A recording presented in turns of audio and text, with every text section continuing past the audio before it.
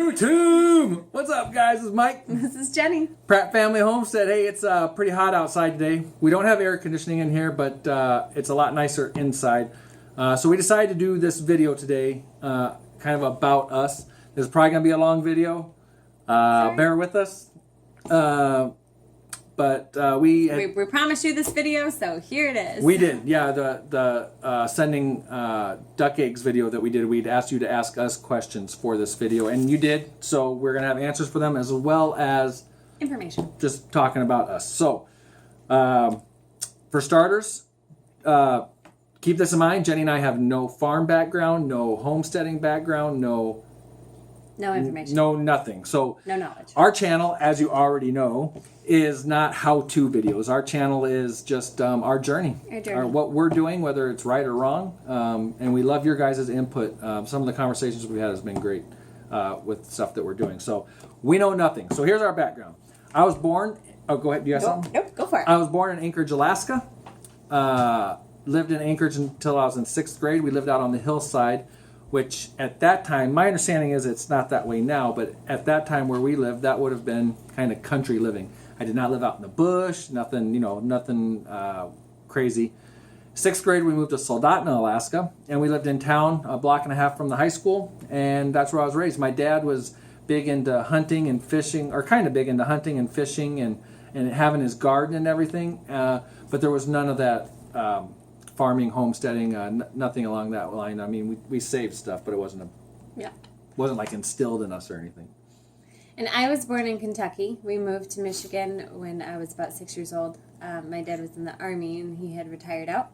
So we moved up here. He did hunting. My brothers did some hunting. We would go fishing, and when we were, out camping and fishing and stuff, that's what we ate, but didn't like fish for food. Did a very minimal amount of canning and gardening some years, not even every year.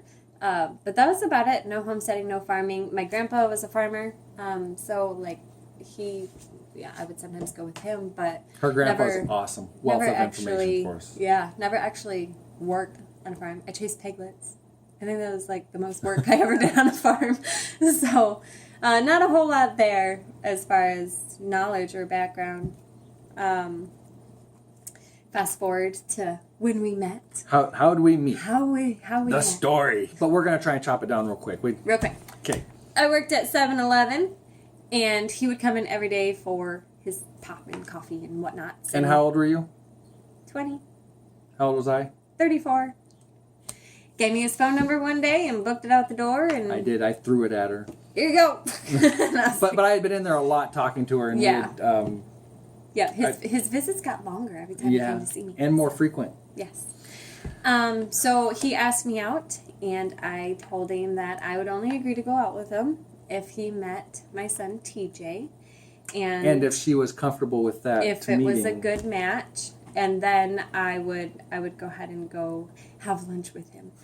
And so she had lunch with me. So yes, they met, and it was an instant bond between the two of them. So that's how we started dating, and at that time there wasn't anybody else in TJ's life, except for Jeni, really. It was just in Jenny's me family. and TJ. Yeah. But that's changed a little bit, and that's why sometimes we'll say we're down a kid for the weekend. Sometimes he's out visiting his dad. So yes. We've been together for almost 10 years now. I've put up with him. Don't do the math to figure out how old I am. October will be 10 years, and we've been married for 8 years now. Yep. So that's the story of us. Oh! TJ's 10, Faith is 8, Andrew is 5, and Grace has just turned 3. Yes. So along the way, we had 3 more kids. So good, exciting stories on those 2 that we're going to have to share with you. Oh, jeez. No.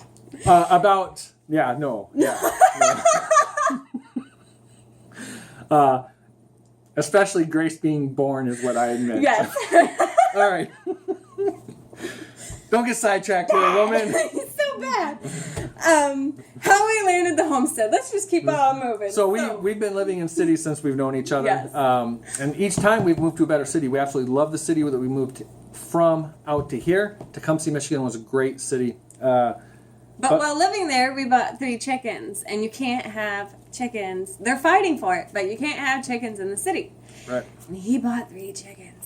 So we're already in the mindset wanted for space, and we wanted country living. We're already in the mindset that the house was getting too small that we lived in. It was a nice house, great location. In fact, I love telling people we loved everything about where we lived, so we packed up and moved. Yep, made no sense.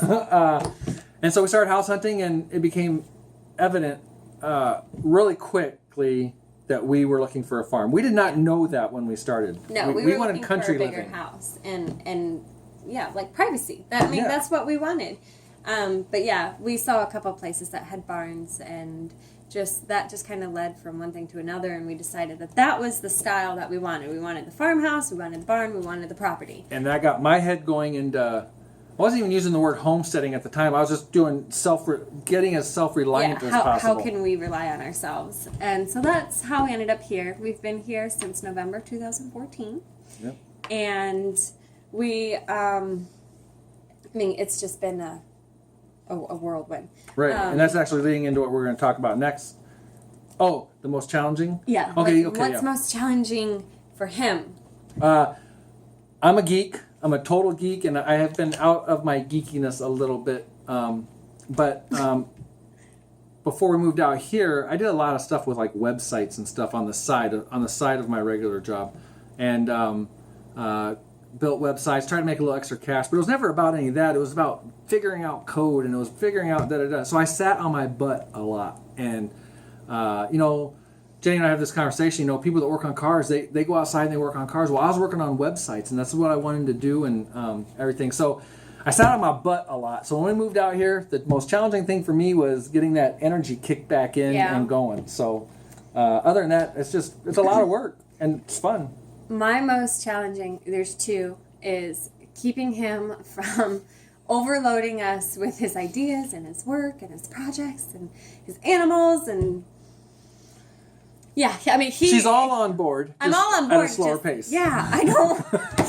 Seriously, I'm also trying to keep up with 4 kids still, and it gets exhausting. But my biggest struggle, and we'll touch more on this towards the end, is butchering for our meat stash, our meat production.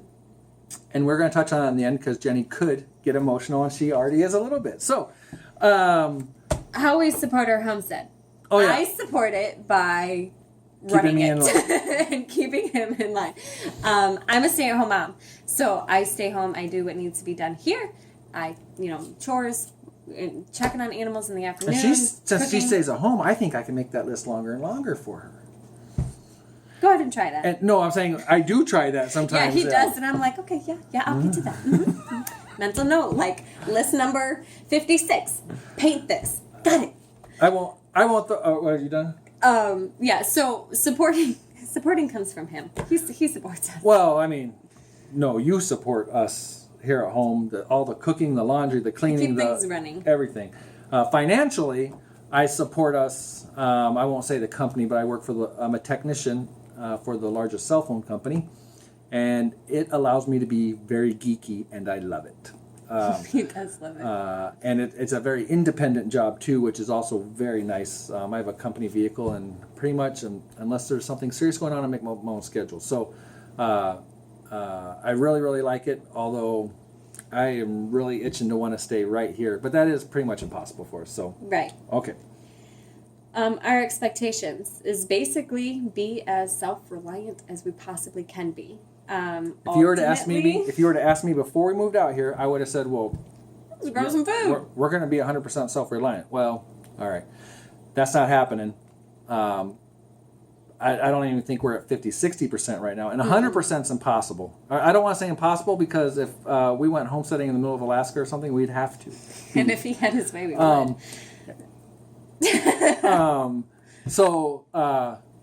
But I don't think we're even at 50-60% now, but we are really striving at it. Jeni's been working on cooking some stuff to eliminate buy stuff at the store and just stuff like that. But we also need to grow the stuff to make that stuff. Yeah. So we're getting there. It is a slow process, unfortunately. It's something that we want to achieve that goal as soon as possible. Right. But it takes time. It might even be another 5 years before we hit 60-70%. Yeah. but I am full throttle trying right now. And I'm slowing them down. Putting on the brakes. Okay.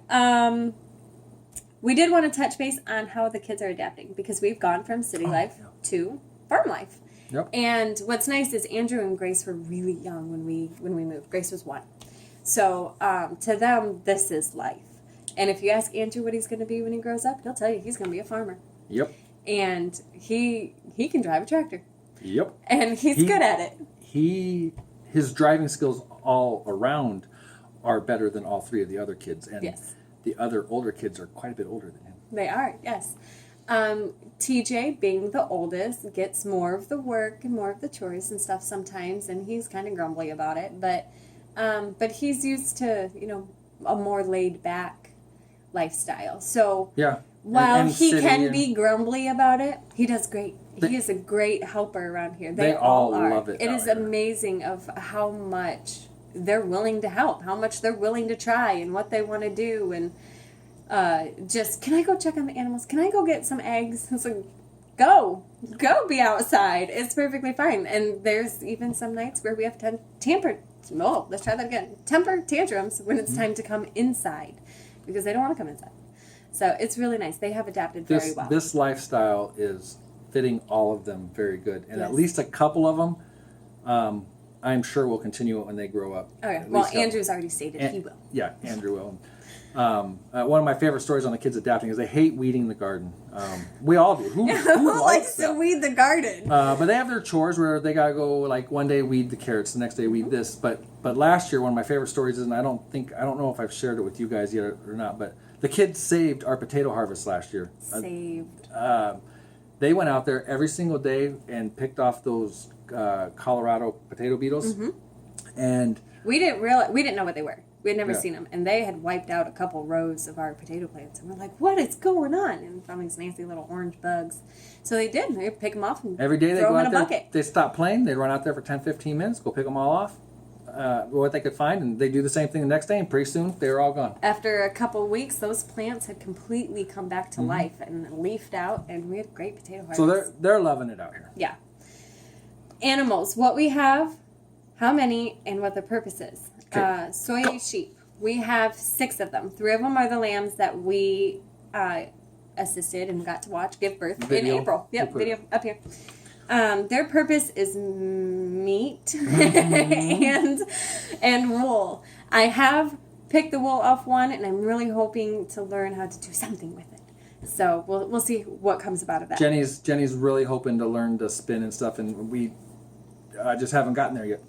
No time. Okay. Maybe this winter. Before we moved out here, I had goats on the brain like crazy. I researched them like crazy. And I mean, the hours and days I put into researching was crazy. I settled on kinder goats for a couple reasons. Their milk is excellent. Supposedly, we don't know yet because we don't have babies yet. But in a day or two. Vega's got to pop. She's got to pop in a day. She's about day 155 right now on Saturday, July 23rd. She's at day 155. So their milk, their butterfat content, it can be above 7%. They're they classify as a medium-sized goat, and so not a ton of meat, but definitely we could go that route, especially with the males. So and selling, they're registered, yes. So we could make money on selling. Selling 1 or 2 of them would more than pay for everything of the goats and sheep and everything. Yeah. So, all right. Ducks. We currently have 15. 4 of them are hens that lay. Right now, we know that there's more hens than the 9 babies we hatched out. But Andrew is allergic to chicken egg whites. So having the ducks has been a blessing of getting those eggs because he does not have any reactions to those. And he didn't have like severe reactions. We didn't know that when we bought the ducks. Or when I came home with ducks. Yes. We didn't know that about Andrew at the time. We didn't know that. So that kind of worked out kind of cool. We are going to also hatch out more ducks that are going to be strictly for meat. But the ones that we have, even that have already hatched out, some of them will become meat, and some of them will keep for more eggs. The birds don't bug her so much. Okay, so we are up to bees. Bees knees, baby. I had to have bees. Yeah, honey, and maybe we can make some other products from the wax and stuff. That just I just think it'd be cool to have bees, and I think next year we're going to have a ton of bees. Bees this year have a problem. We'll discuss that later. Horse. His purpose is to make me happy. And he does, except when he's stubborn. But yeah, he's a pet. But he's also going to be used for showing for 4-H for Faith. She's already got a saddle and everything. It's a youth saddle that all the kids use, but it's pink. So, I mean, it's Faith saddle. I don't fit in it. No. That's funny. We want to see a picture? Probably not. Chickens. Chickens. We've got 33 chickens in what we'll call our egg-laying flock. 28 hens, 2 roosters, and 3 babies. And I think all 3 teenagers. babies are roosters. Right. So that flock is the purpose is meat and eggs. We sell the eggs. We're doing pretty good selling eggs, really. A couple coworkers of mine buy quite a few, and then we had a guy that makes pasta has been buying quite a few of our eggs.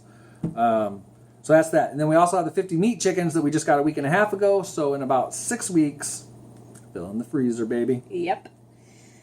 We also have 1 rabbit and 1 dog, and those are pets. Pets. Rabbit's Fluffball. Big junkyard-looking dog. Yeah, he's beastly. He is. But he's a pushover. He is a good guard dog. He's a good farm dog. He doesn't pay attention to the animals whatsoever. If he wanted to get into you, he could hurt you bad. Oh yeah, he's a beast. And piggies. I forgot to write. We got 4 pigs out there raising them on pasture, and it's a great experiment this year. We'll see how that goes. But we had 2 pigs when we very first moved in as well, which is part of our story later. But part of the whole self-reliant thing, I don't believe I can be self-reliant if I'm buying hay. So we planted hay, and we're going to get into some of that. But one of those things is the pig out on pasture, which is also pigs, 4 of them. Going to lead us into, I think, the next question of the wish list. Yes. What animals are on our wish list? And at some point down the road, we know he loves beef. So we have talked about trying a cow. We want to see how the pigs do on pasture first. And we stop. I'm already hungry. Stop it. We want to try to do a cow, but we have some odd breeds of stuff here, like the kinder goats and soy sheep. And so my friend Betsy suggested. Betsy, hi Ripley. Maybe she got this dog that's Ripley loves me. Obsessed. Maybe doing a yak, because the feed to meat ratio of a yak is lower than, or is better than a cow. And so we've been told. Yeah, so we've been told. And then we could also harvest the hair for yak fiber and stuff off them too. And they're just kind of neat looking. They are pretty cool looking. So we might try a yak. If we don't finding have a yak might be the biggest Yeah, problem. that might be a little bit of a struggle. But we did drive 5 hours for goats. We did drive 5 hours for my kinder goats. Capricorn Acres, thank you very much. So maybe a yak, maybe a cow. We might dabble in like trying quail or turkey or something one time down the road just to see what it's like and see what we think. But those are definitely not on wish list. And again, they're not on a reining him in. We're plan. not trying. I really wanted to do pheasants, but the more I read, no, I don't think I want to do pheasants anymore. All right. Kind of going along with growing our own hay for being more self-reliant is, I mean, who wants to run around and have to go buy hay and stuff when you got space? Why not try to grow it? So that's what we're raising the pigs on. And, we've got plenty more that we're harvesting. With our rundown farm equipment. Yeah, so we've been trying our best to harvest as much as we can. So, struggle. I had it in my head that we had to have hay. I mean, I'm not going to go buy hay to feed all these animals, so bought some hay equipment, old rundown hay equipment, and frustrating. Yeah. Very frustrating. Okay. But to go with that, we're also trying to grow some animal feed. Sunflowers, peas, corn, stuff like that. We are nowhere even remotely close to making a dent in anything. We realized that our numbers were ridiculously small. We had a beautiful hay plot. It was our wheat plot. Wheat. It was beautiful. It was 50 by 50, maybe 60 by 60. Yeah. Almost ready to harvest, and our free-range ducks and chickens ate it all. It's all gone. And we got stalks. I'm just going to tell the stalks back in. It's not even worth really taking for a straw, really. No, they've trampled it. They trampled it and ate it. That was not cool. So we have a lot of work to go as far as growing our own animal feed to help cut those costs down. And then obviously we're doing our canning. We want to can as much as we can. We've grown garlic so we can have our own garlic powder instead of buying that. And I'm dying to try some garlic recipes. I'm kind of a garlic freak. Yeah, I love it. And beyond that, we want to do some seed saving. Yep. So on top of trying to figure out how much to grow for animals, how much to grow for ourselves, we need to grow on top of that so then we can save seeds so we can grow the next year so we can stop buying seeds. We spent a lot of money this year on seeds and last year. And But I a would lot always, of it, too, is we're still trying to figure out what it is that we like. What kind of tomato do we like? What kind of corn do we like? What kind of tomato do you use for sauces? Because all of ours are way too sweet. Blah. Way too sweet. But yeah, so seed savings kind of becoming a thing that we really, really want to do. And I have no doubt every year we'll buy new stuff and try new stuff. But the amount of money we spent on seeds this year was just ridiculous. It was really good. So Meat. Our plan is to have full freezers. We want to be able to have meat, but I struggle with the thought of it, and he struggles with patiently waiting for our meat on legs to grow. yes, if you were to ask me, I would tell you right now that when we moved out here, I expected we would have meat and it would be in the freezer, and we'd be growing meat and be in the freezer. And It has to grow. So looking back on that, I would say we're failing right now. But we did do the 2 pigs, and that was a huge success, and we loved it. And but And we have done some roosters. We've done 11 roosters. Other than chicken, that's the only other thing we've really put in the freezer. Our lambs are little. We struggled getting the goats bred. Yeah. I mean, so it's just, it takes time. And we're learning. We have so much to learn that it's not even funny. Yeah. Other ways to be self-reliant. For starters, I make my own laundry soap The now. second we moved out here, she's making her own laundry soap. I was like, what are you doing? I was like, oh, that's Make my freaking laundry cool. soap. I spend so much money on laundry soap. Family of 6, we produce a lot of laundry. It's like never ending. We should have throwaway clothes. I get excited when it's done, and then I'm like, oh wait, everybody's got to And put pajamas on tonight. So, I mean, it really is never ending. Yeah. So my laundry soap, it lasts me over a year when I make a bucket of it, and it costs me under $2. So, I mean, seriously, that's like a huge thing. And Andrew, growing up, before we knew of his allergies, had eczema issues so bad. So I had to have very mild soap, or else it just created more problems for him. So it was just the better way to go. I want to work on making our own paper towels, but I haven't gotten there, and that's because somebody's always using all the paper towels. I'm kind of very wasteful when it comes to paper towels. I will get a paper towel, like wipe my mouth or face off, throw it away, and 2 minutes later go get another one, do the same exact thing with it. The kids are very wasteful of them too. Yeah. I just don't use paper towels. So, so making your own paper towels is a big thing. And you wanted to touch base. I'm going to throw water in there. We are working on a couple things right now in progress of harvesting water for the garden and water for the animals, and if we needed it, water for us, we could boil down and use it. But the amount of water that we have coming up out of the well that we have to fill all the time, these containers, if I can harvest the water instead, it'll be a lot better. Yes. We were asked if we plan on homeschooling, and I have considered it. I have thought about it. I even, started looking into it. I talked to other homeschool moms that I knew. But not only do we really, really like the school system that the kids are in now and what they offer and the things that they're learning and how much they're excelling, I know that I do not have the self-discipline to deal with that. I just don't. I get very easily distracted.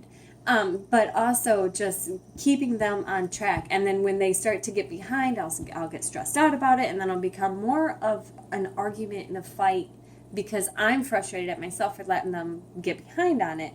It just won't go over well. I know that I am not fit And I would to be a homeschooler. homeschooler. And he's help. zero help. Zero. So And I'd like to stress that we were very happy with the school that the Where kids we were at were, before yeah. we moved here. And we were very happy, and I would say we are even happier with this school. Yes. I hear all these horror stories all over the country, and believe me, if we thought 1 ounce of any of those horror stories were going on with how people's kids are being taught and stuff, they'd be home. yeah, they'd be home. They'd be home, But homeschooled. But they the kids really are have jumped at an into amazing all the school. school activities. I mean, TJ especially, holy cow, we moved out here and he jumped into everything that he could sign up for. He really could. I kind of thought we were sinking and not swimming for a little while. I'm like, kid, you got to slow down. But which is awesome. It's great, and it's great for him because he's a very, very in his shell, keep to himself kind of kid. So to do that, and he's continued with it since. And now he had like the main part in the Lion King play. Yeah, which is like TJ, he was in really? Lion King, and he played Mufasa, and I mean it was just amazing. Yeah, it was cool. So we're very happy with the school system, despite what TJ's doing or not. The quickness that they're learning and everything that their teachers, everything has been just fantastic. Yes. So, okay. And I was also asked, what are my favorite farm boots? I don't really have a favorite farm boot, but what I started with was just a regular rubber boot from Tractor Supply. And those are great for like days that I'm cleaning out the coop, or if I'm messing with a lot of water, or days like mornings after it's rained at night or something. But for the most part, I live in my Fat Baby cowboy boots. They're sturdier for me to be around CJ, and he's clipped the front of one just once. And me not knowing horses, he stepped on my foot a couple times. Yeah, he stepped on it. I'm like, you gotta watch your feet. So I live with those because they're sturdier. They keep up to constantly being on my feet and working around and everything. They're not the most supportive. So my feet and my back usually hurt by the end of the day, but I've got inserts for those now.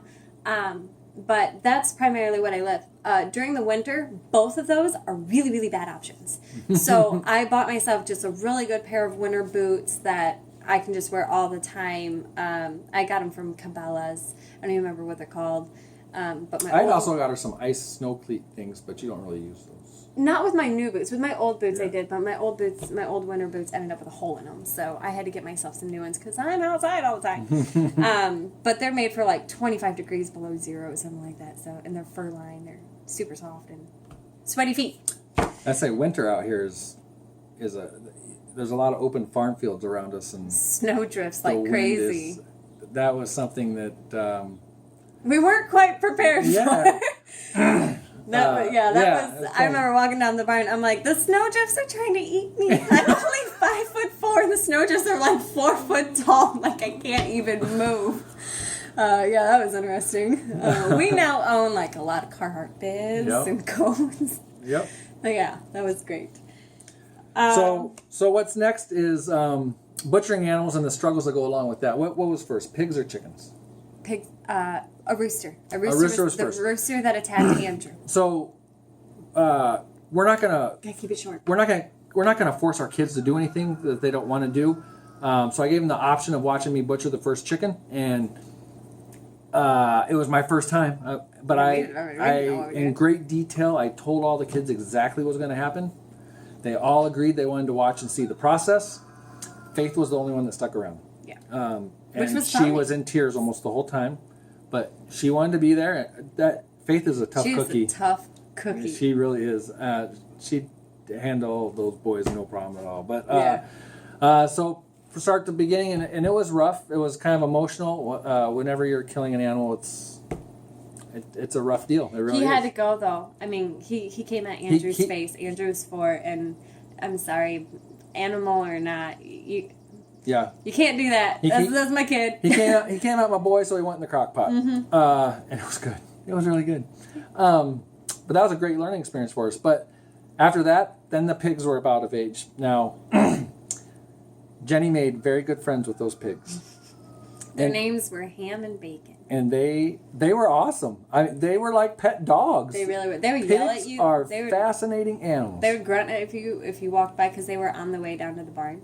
So they would grunt at you if you didn't pay attention to them when you walked by. And they wanted belly rubs, and they wanted... They would play in the sprinkler. Yep. I mean, they were awesome. And so when it came time for those pigs to go to the butcher shop, because I didn't attempt a pig, I do not want to screw up ham and bacon. Those are two things. I need somebody to come out here and teach me that kind of stuff. I'm not even all that experienced of a hunter, so cleaning animals in general is not something I'm accustomed to. So we loaded them up. It was rough getting them loaded up. They did not want to be loaded up. That alone was very emotional, especially for Jeni.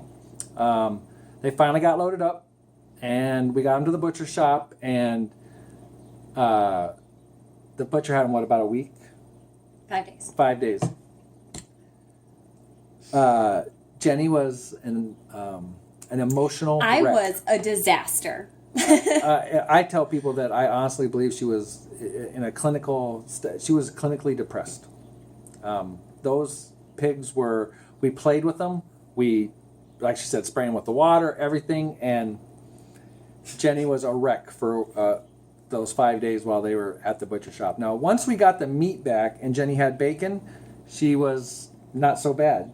But it took a few days before yeah. I could even cook it. She gets emotional just even thinking about those pigs still. So she has kept her distance from these ones. She feeds them, and we take turns feeding them and watering them, but these ones don't have names. Nope. They're not in our walking path every time we're going by everywhere.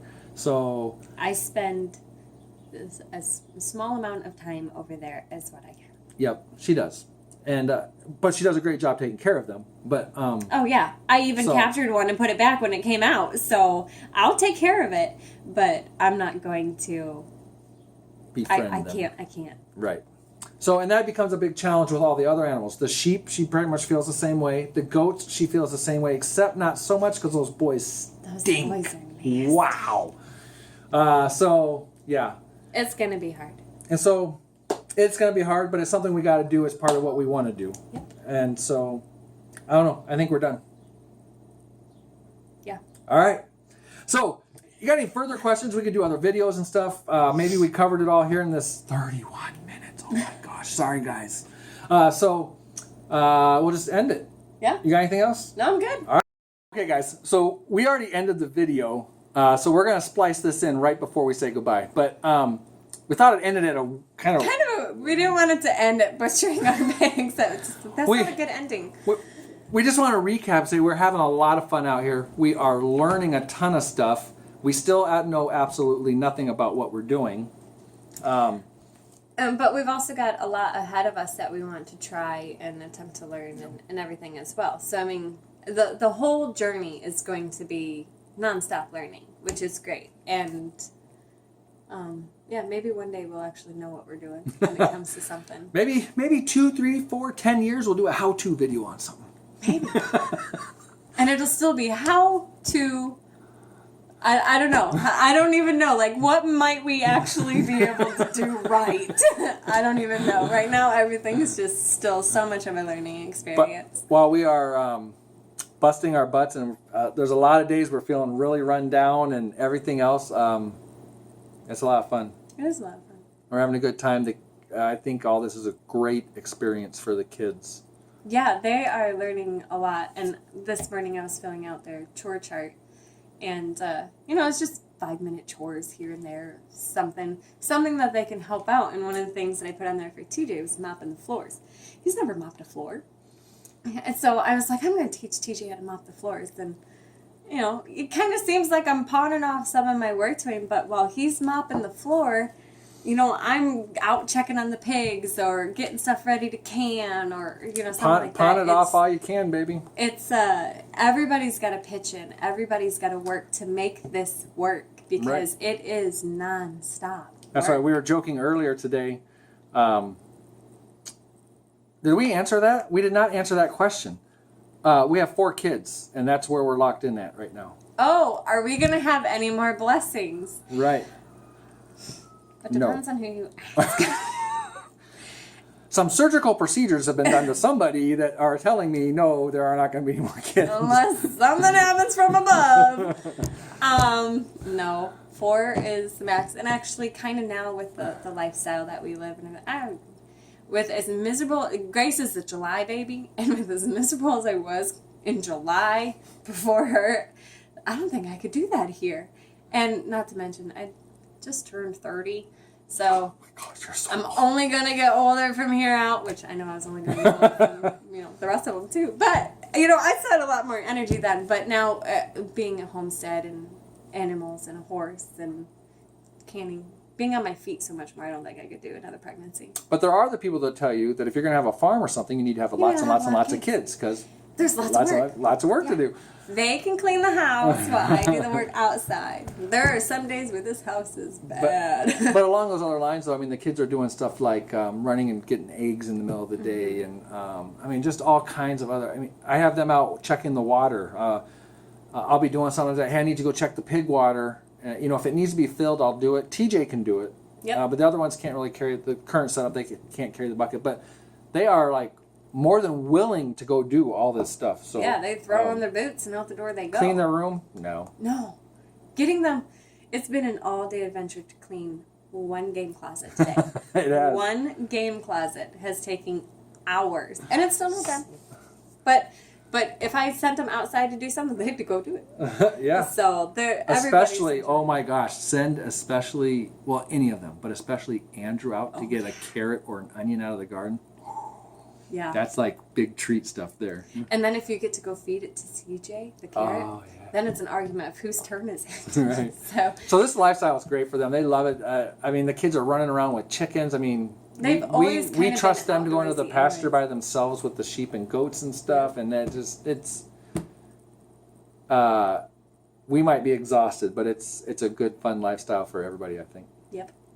All right, so now we're gonna cut back in, Now and you'll we'll see end the the ending. video. All right, talk to you guys later. Bye. All right, I'm Mike. I'm Jeni. Pratt Family Homestead. Please like, share, and subscribe our videos. And check us out on Facebook and Instagram. I promise you will not get bored with us on Instagram. Nope. All right, guys. Thanks a lot for watching. We really appreciate it. Bye.